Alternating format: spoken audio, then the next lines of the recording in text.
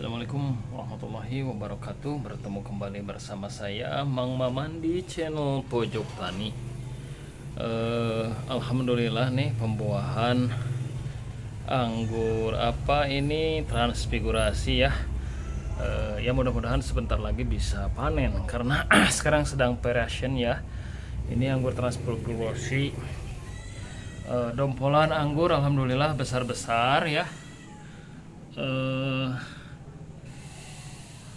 Ya mudah-mudahan ini bisa sampai panen, tidak diicip-icip sampai habis gitu ya. Jadi pinginnya nunggu sampai benar-benar masak biar manis.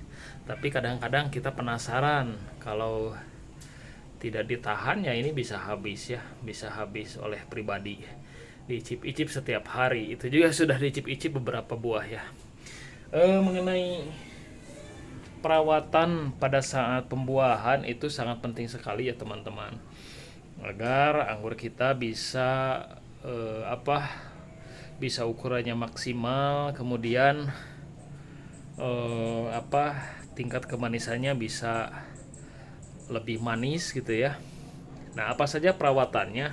Seperti biasa yang namanya tanaman itu ya perawatannya dari yang pertama itu adalah pemupukan, kemudian penyiraman, dan pengendalian hama barangkali ya. Pemupukan, penyiraman, dan pengendalian hama, kurang lebih seperti itu. Nah, saat anggur berbuah mungkin ini terkait penyiraman ya. Penyiraman itu dimulainya itu ketika si berry itu sudah menjadi ketika si bunga anggurnya itu sudah menjadi berry. Nah, saya biasanya tidak berani ketika si anggurnya itu sedang berbunga. Biasanya saya tidak berani melakukan penyemprotan, tidak berani melakukan penyiraman dengan pemupukan gitu ya. Bahkan penyiraman pun benar-benar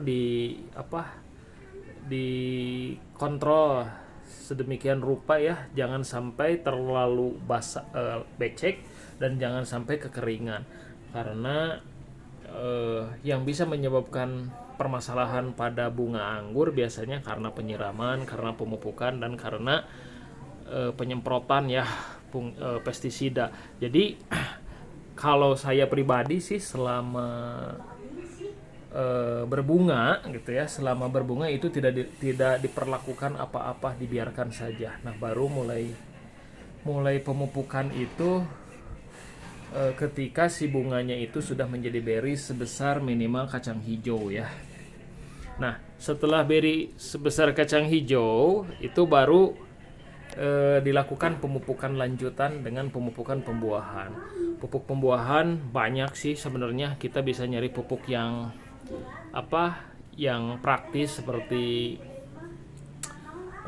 NPK Maxi dan lain sebagainya yang memiliki kandungan nilai P dan K-nya tinggi ya, itu bisa digunakan. Pokoknya yang memiliki nilai P dan K tinggi itu bisa digunakan, atau menggunakan pupuk kombinasi dari KNO3 putih, MKP, dan Karate Plus Browning itu juga bagus. Saya pribadi ini menggunakan kombinasi MKP, KNO3 putih sama Karate Boroni ya, dengan perbandingan MKP-nya 5 gram, KNO3 putihnya 6 gram, sama Karate Plus Boroninya 12 gram ya, dicampur dengan 5 liter air sampai 10 liter air. Itu dipupuknya setiap setiap minggu ya, dan tidak lupa ya, kemudian penyiraman juga, penyiraman saya lakukan setiap minggu, kadang 1 kali, kadang 2 kali. Kalau penyiraman tidak ada ketentuan berapa jumlah volume yang harus disiramkan gitu ya, atau berapa kali dalam seminggu. Tapi saya biasanya melihat kondisi dari kondisi dari media tanam. Jadi media tanamnya harus dipastikan jaga kelembaban gitu ya. Jadi selama lembab ya tidak saya tambah siramannya. Kalau agak kering baru tambah saya siram gitu ya. Terkait dengan pengendalian hama juga penting ya, karena ketika pohon berbuah seperti ini, meskipun di bawah naungan ya itu terkadang itu kita suka kecolongan ada anggur yang terkena hama ya, terkena hama jamur. Nah, solusinya seperti apa pengendalian hama? Yang pertama adalah melakukan penyemprotan fungisida ya, fungisida dan pestisida. Fungisida dan insektisida ya, itu dilakukan penyemprotan tidak per minggu tapi melihat kondisi tanaman. Kalau kondisi tanamannya baik-baik saja, biasanya saya tidak semprot. Ini baru 1 kali saja penyemprotan di awal saja karena ada beberapa anggur yang terkena hama jamur embun tepung ya.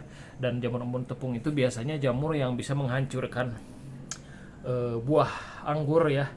Pasti 70% gagal gitu ya. Kalau terkena jamur embun tepung apalagi sudah parah. Apalagi kita biarkan sudah parah. Jadi kita harus antisipasi ya. Seharusnya dari awal pruning itu, setelah pruning itu harus sudah disemprot pestisida ya, fungisida maupun insektisida.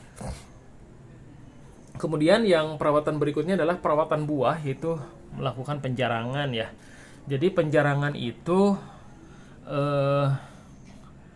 dilakukan pada saat berinya itu sebesar biji jagung ya, karena sudah kelihatan ada yang besar atau beri minimal sebesar biji jagung atau di atasnya ya, ketika kita melihat pertumbuhan buah anggurnya beragam, ada yang kecil ada yang besar, itu bisa dilakukan penjarangan. Jadi penjarangan itu membuang beri-beri yang kecil, kemudian beri-beri yang terlalu besar gitu dibuang. Kenapa? Agar pertumbuhannya merata. Yang pertama, penjarangan dilakukan untuk menjaga kualitas buah agar ukurannya besar-besar gitu ya, dan kualitas buah agar tidak pecah-pecah gitu ya. Penjarangan sangat penting sekali dilakukan. Penjarangan itu bisa 30% sampai 60% malahan gitu ya. Tapi kita jangan sayang-sayang kalau tidak dilakukan penjarangan ya, ada bedanya biasanya si buahnya ada yang kecil juga gitu ya. Kadang-kadang menjelang masak itu si buahnya ada yang crack atau pecah gitu ya, dan kadang si buahnya itu dipakai sarang semut gitu ya, sarang semut. Bahkan si dompolan buahnya itu kadang menjadi sumber tubuhnya jamur gitu ya. Jadi jamur bisa tumbuh. Makanya penjarangan itu penting dari kecil ya, agar ketika berinya terisi gitu bisa sempurna, bisa maksimal. Nah, penjarangan perlu sekali dilakukan, dan ini pun saya sampai 60% dilakukan penjarangan. Dan hasilnya kan lumayan seperti ini ya. Kalau tidak dilakukan penjarangan ya barangkali bobotnya mungkin bertambah, tapi mungkin kita dapat kendala ya, banyak kendala. Lebih baik saya pribadi sih memilih melakukan penjarangan gitu ya. Nah, ketika beri sudah variation seperti ini, variation itu ya berganti warna ya, berganti warna. Ini harus hati-hati dalam pemberian pupuk gitu ya, dan juga penyiraman ya. Beri seperti ini biasanya rentan pecah ya, karena sudah tipis dan sudah masak. Kalau terlalu banyak penyiraman biasanya bisa menimbulkan resiko si buahnya itu pecah. Kalau teman-teman